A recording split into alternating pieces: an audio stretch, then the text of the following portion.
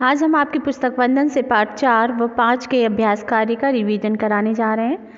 आप उसे सुनेंगे और याद करेंगे। देखते हैं पाठ 4 का अभ्यास कार्य। सही विकल्प। अकाल पड़ने पर राजा ने क्या किया? तो उत्तर है राजा ने अपना खजाना और अनाज का भंडार प्रजा के लिए खोल दिया। ए, उत्तर ए सही है।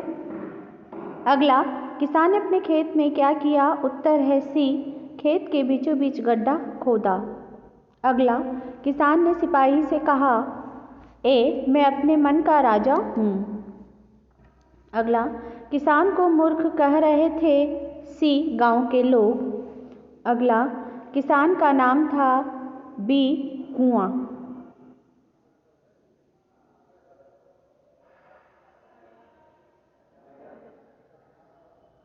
किसान का नाम क्या था?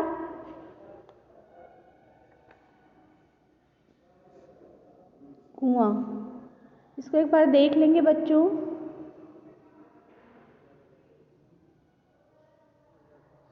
जी हाँ, कुआं ही था। बी सही है। आगे है गद्यांश को पढ़कर पूछे गए प्रश्नों के उत्तर दो। राजा ने क्या ढिंढोरा पिटवाया? राजा ने ढिंढोरा पिटवाया, सब लोग उस किसान के साथ मिलकर गड्ढा खोदो। अगला, कुछ दिनों बाद क्या हुआ? कुछ दिनों बाद गड्ढे में से पानी रिसने लगा, निकलने लगा। राजा क्या देखकर प्रसन्न हुआ?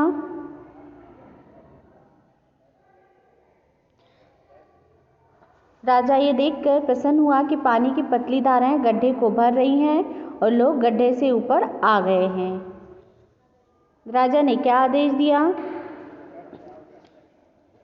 राजा ने आदेश दिया कि प्रत्येक किसान को अपने अपने खेत में इसी तरह के गड्ढे खोदने हैं। अगला, रिक्त स्थानों की पूर्ति कीजिए। राज्य में सूखे के कारण अकाल पड़ गया। इतना पानी धरती के अंदर कहीं न कहीं तो इकट्ठा होता ही होगा। अगला, राजा की सवारी किसान के खेत के पास आकर रुकी। अगला, किसान ने झुककर आदर्शपूर्वक राजा को प्रणाम किया। अगला, तुम जो चाहो मांग लो, तुम्हें मुंह मांगा इनाम मिलेगा। प्रश्नों के उत्तर अपनी कॉपी से देखकर याद करें बच्चों। भाषा की बात पाठ 4 का।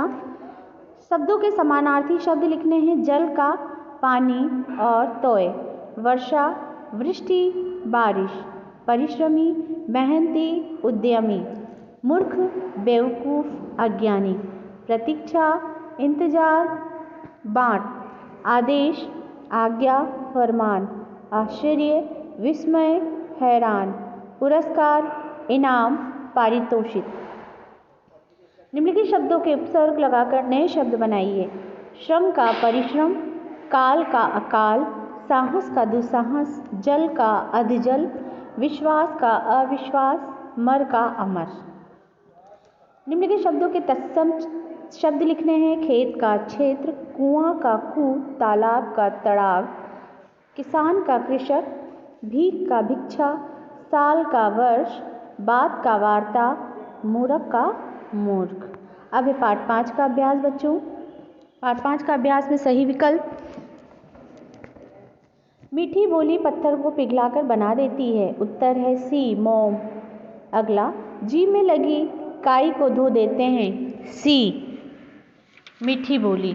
काई को कौन धो देते हैं? मीठी बोली। अगला, मीठी बोली कैसे फूलों की डाली है? उत्तर है सी, विकसित फूलों की डाली है। आगे है कविता की निम्नलिखित पंक्ति पूरा कीजिए। तो कविता इस प्रकार।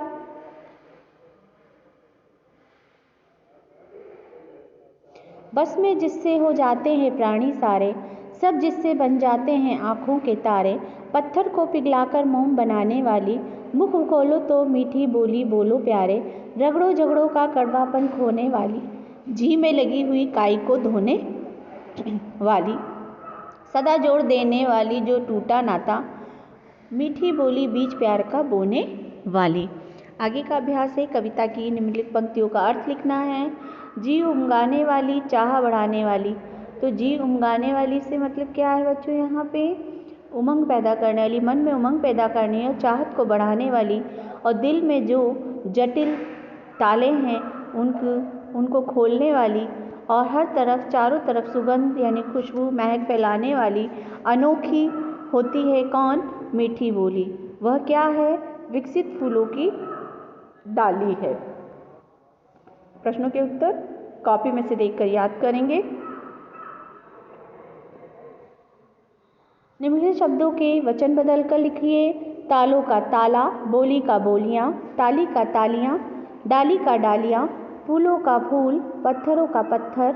अब है शुद्ध रूप लिखना है। प्राणी का प्राणी, सुनिदर का सुंदर, कांटों का कांटो, निराली निराली, पेचीदा की पेचीदा, अनूठी का अनूठी, विकसित का विकसित, सच्ची का सच्ची। आगे है विकारी अविकारी शब्द छाट के लिखने थे। तो प्राणी, सब, मौन, बोली, मीठी बोली, सदा, जोड़ी, ये सब क्या है? विकारी अविकारी शब्द है। तो बच्चों ये था आपका पाठ 4 व 5 का अभ्यास कार्य। आप इसको याद करें।